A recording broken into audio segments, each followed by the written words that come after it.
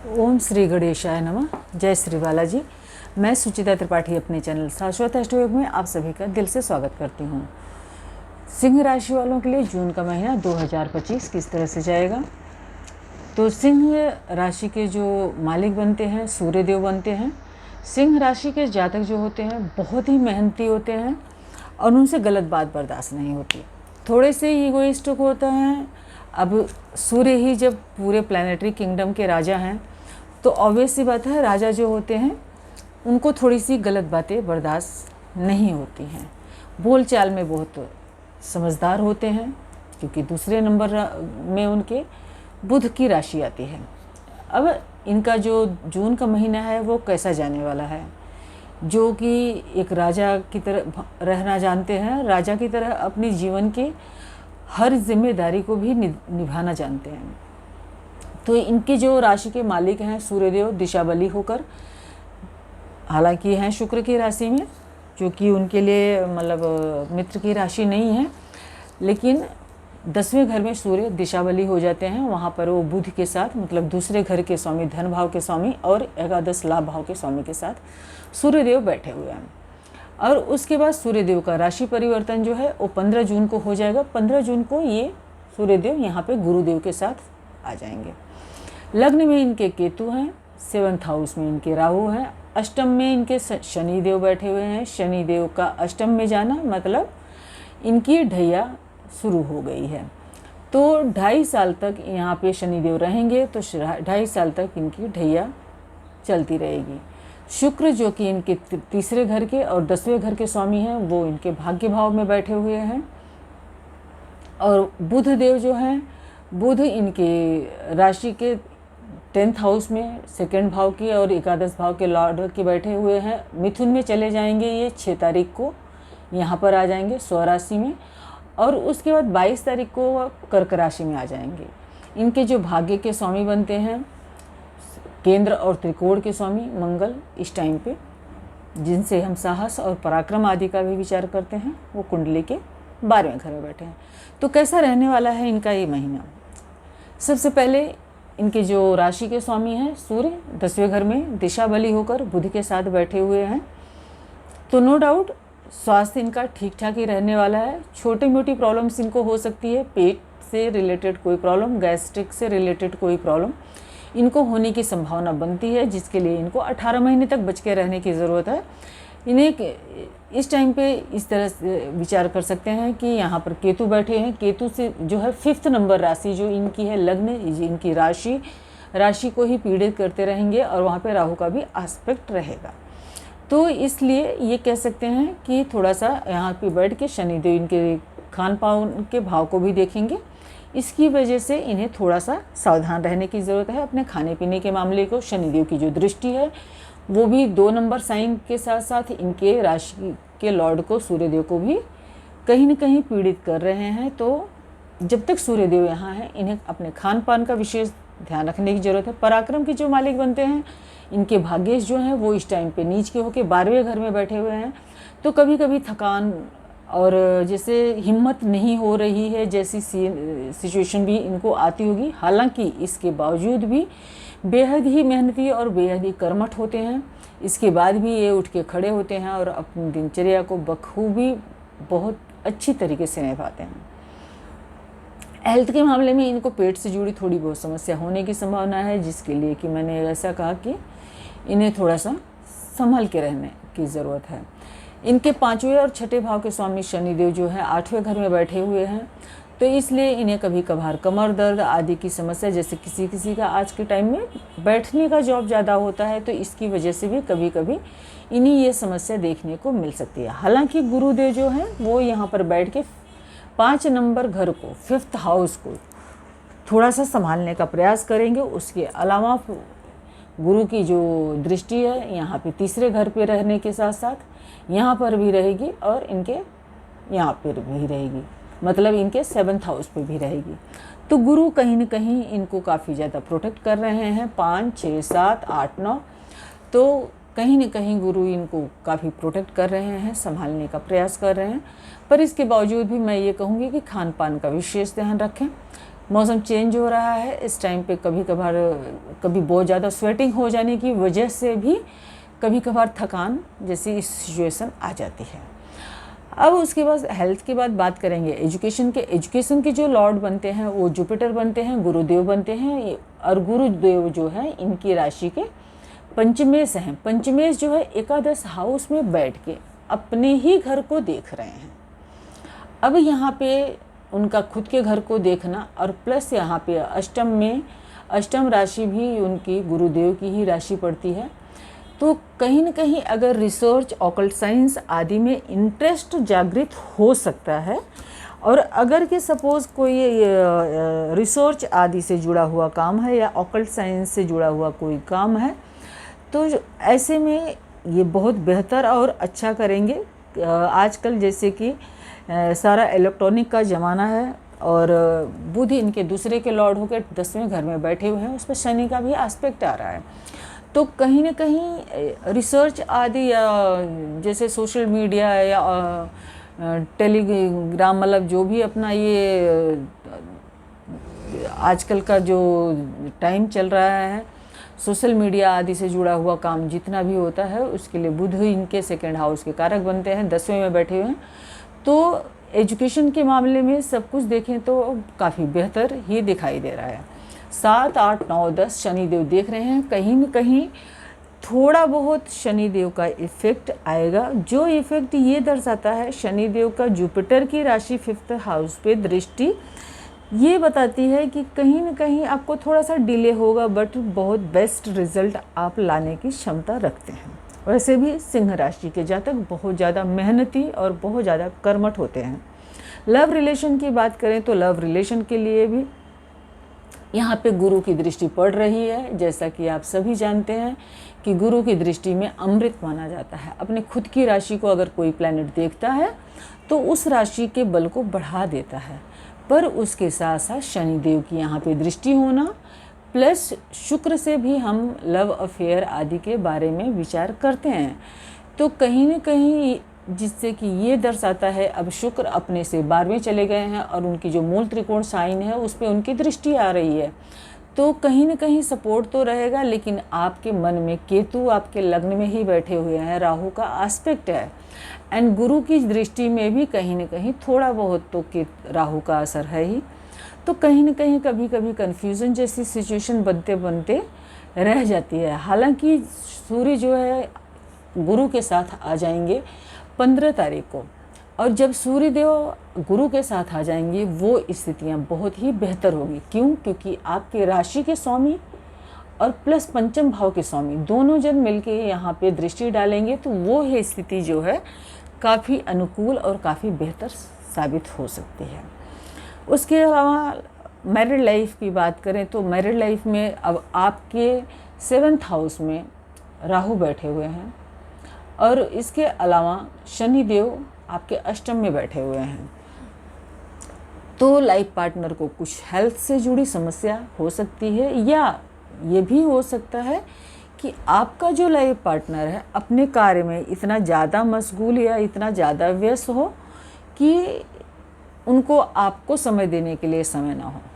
ऐसी भी सिचुएशन हो सकती है। थोड़ा सा एक दूसरे के प्रति थोड़ा सा कन्फ्यूज़न, थोड़ा सा मन में डाउटनेस आ सकता है, पर जुपिटर पूरी तरीके से बचाने का काम करेंगे।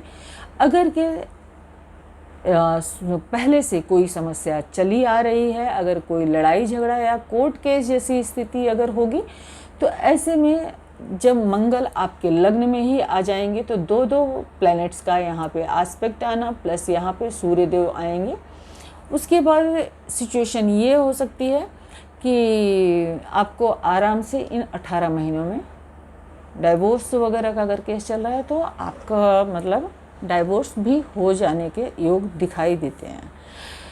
ये बात मैं पूरे 18 महीने की बात कर रही हूँ। अब बुध देव बात करें अगर करियर और भाग्य की, तो आपके दूसरे घर के जो 10th हाउस के जो कर्म स्थान के और भाग्य स्थान के स्वामी मंगल यहाँ पे हैं, लेकिन वो 7 जून को यहाँ पर आ जाएंगे, आपके लग्न में ही आ जाएंगे।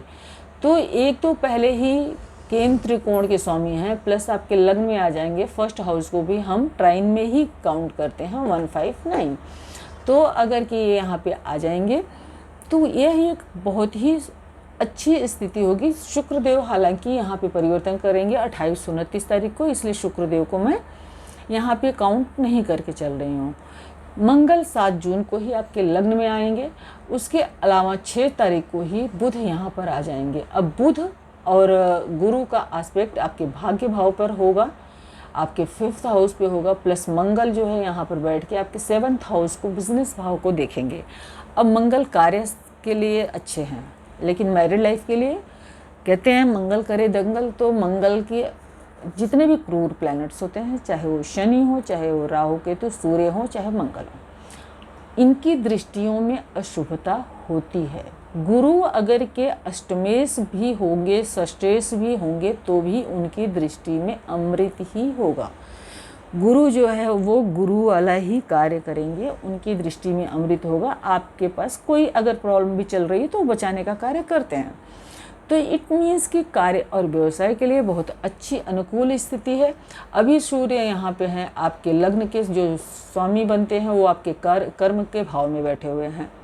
उसके बाद आपके जो धन भाव के और आय भाव के स्वामी बुध है, बुध भी यहाँ पर आ जाएंगे। तो यह स्थिति बहुत अनुकूल होगी। आप जो भी मेहनत करेंगे, जो भी परिश्रम करेंगे, उसका आपको फल ज़रूर मिलेगा। तो कहने का तात्पर्य यह है कि जॉब कैरियर के मामले में यह महीना आपके लिए बहुत ही अच्छा जाने वाला है। अगर कि कुंडली की महादशा अंतर्दशा बहुत अच्छी चल रही है, खराब चल रही है, तो उसमें 100% श्योरिटी तो बोल ही नहीं सकते हैं, क्योंकि ईश्वर से बड़ा तो कोई हो नहीं सकता है। वही है सोई जो राम रचि राखा। कुंडली में अगर महादशा अंतर्दशा अगर सपोज खराब चल रही है, फिर ये प्लैनेट पॉजिटिव आने के बाद भी बहुत ज़्यादा अच्छा रिजल्ट नहीं दे पाएंगे। पर गुरु की दृष्टि आपके संतान भाव को, आपके लव अफेयर को, आपके भाग्य भाव को बचाने का पूरा प्रयास करेंगे। गुरु की दृष्टि आपके मैरिड लाइफ, बिजनेस लाइफ को भी बचाने का पूरा काम करेंगे।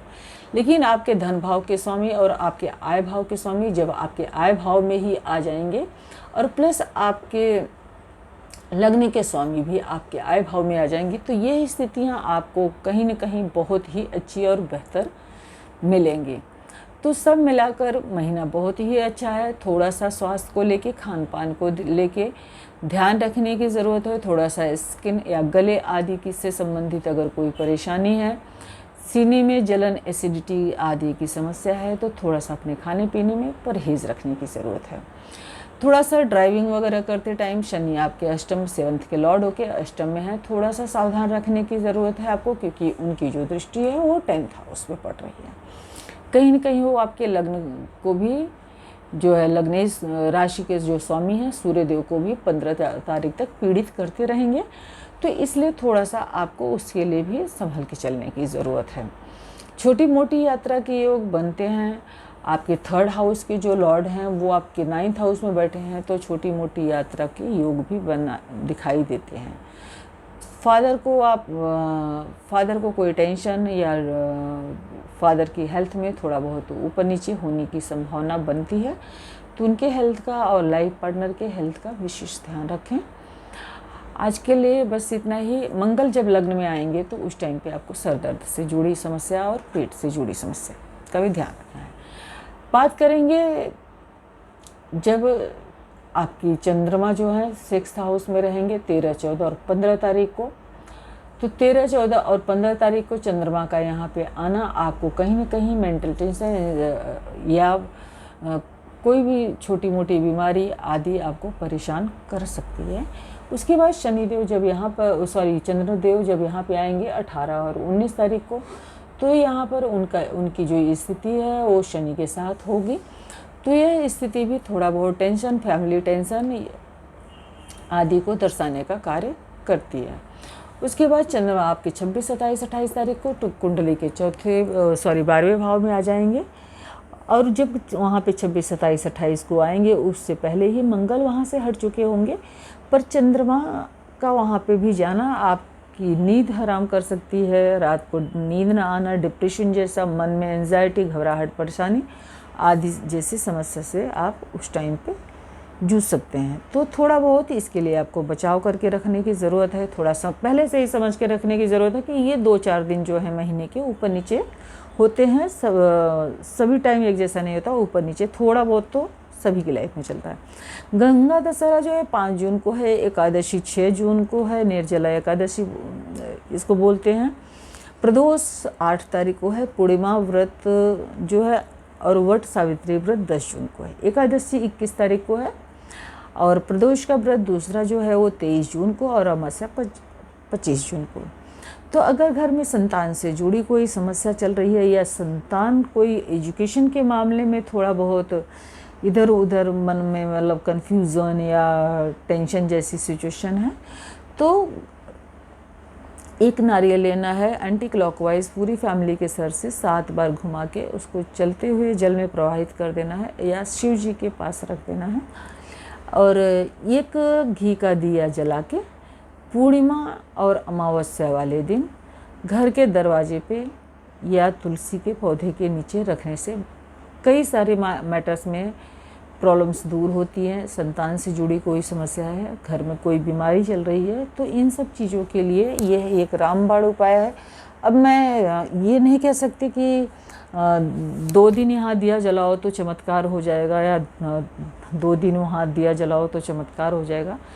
मुझे पता है कि इन सब चीज़ों का जो इफ़ेक्ट होता है एक लॉन्ग टर्म में होता है। काफ़ी टाइम से जो हमारी इस कुंडलियाँ हम दिखाते हैं तो यही जानना चाहते हैं कि आने वाली कौन सी दशा खराब आने वाली है, तो उसके पहले 4-6 महीने पहले, साल भर पहले से हम उपाय करते रहते हैं, तो उस उपाय का इफ़ेक्ट धीरे धीरे आता है। अब जैसे इस सिंह राशि के जातकों के लिए शनि की ढैया चल रही है, तो शनि क्या है? न्याय के देवता हैं।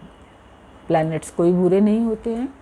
हमारा पास्ट लाइफ में या हमने लाइफ टाइम अगर जो कर्म किया है उसी का वो हमें फल देने आते हैं। अगर कुंडली में शनिदेव की स्थिति बहुत अच्छी है तो ढैया आपका कुछ नहीं बिगाड़ सकती है। आपके लिए सिचुएशन बेटर और बेस्ट ही होने वाली है।